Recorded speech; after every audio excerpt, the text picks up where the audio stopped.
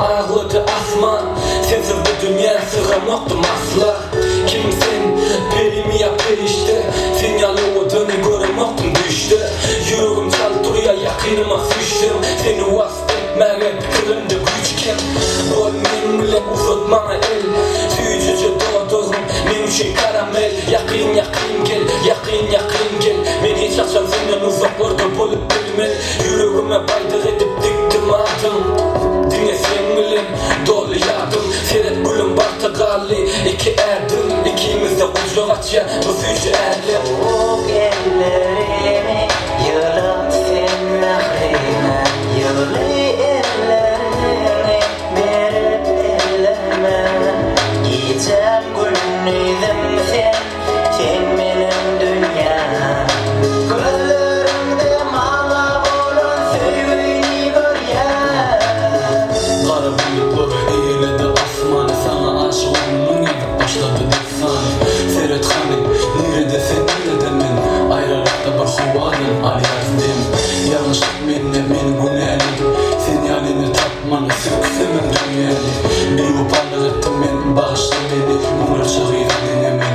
Bağlan özümü, bağışlayın beni, izin al dolunay. Gün izlerine gün olayım, gecelerine ay. Dine sen üçün içip olur bu yürük. Ardu geminle boluyum sana kuruk. Sevci günlerimi öğürlü ağacı yaşın ele edeyim. Senin için beni bağışlamanı, yaşam üstünden koyup dur bağışla. Yüreğimde dine sen, söyleyeyim seni. Soğuk ellerimi yılan sen nahrime.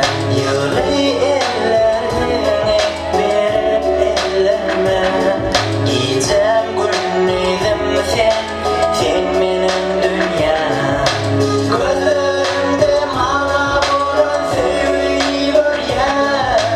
Her gece yapma kan seni oylayan. Gelen canına bir bolsa da uyanyan. Her gün görmesem lerim damlanyan. Gününü görsem de senin doymayan. Arzularım sen bilen, baktı yetişi sen bilen.